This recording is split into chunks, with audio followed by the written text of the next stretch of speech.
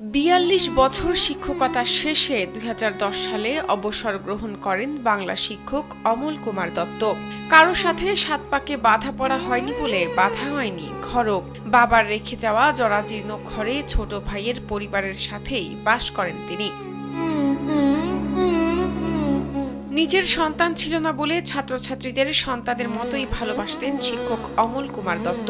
তাই তো প্রিয় শিক্ষকের এমন অবস্থা দেখে এগিয়ে আসেন তার সেসব সন্তান তুল্য ছাত্রছাত্রীরা। নিজেরা টাকা তুলে শিক্ষক অমল কুমার দত্তকে একটি পাকা বাড়ি নির্মাণ করে দেন তারা। নীল মজাদার গোলমার্ক বক্স, কুরমুরে বাড়িতে ফুরফুরে লাইফ।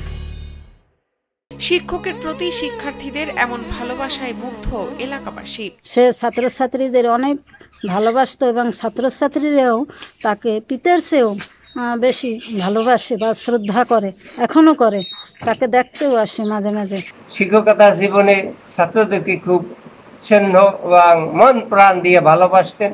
বর্তমানে শিক্ষক অমল কুমার দত্তের বয়স ৮৫ বছর। বয়সের ভারে ঠিকমতো কথাও বলতে পারে না তিনি।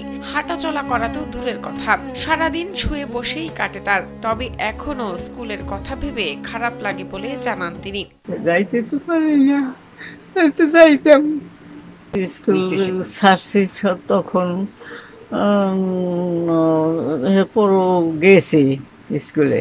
পটুয়াখালীর বাউফল উপজেলার কেশবপুর ইউনিয়নের কেশবপুর গ্রামে বাস এই শিক্ষকের। তিনি ১৯৭০ সালে কেশবপুর মাধ্যমিক বিদ্যালয়ে সহকারী শিক্ষক হিসেবে যোগ দিয়েছিলেন।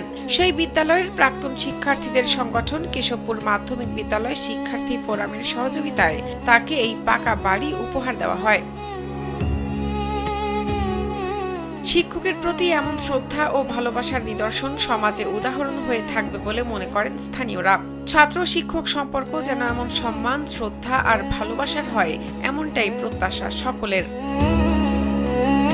শাহনাজ পারভিন, কালবেলা।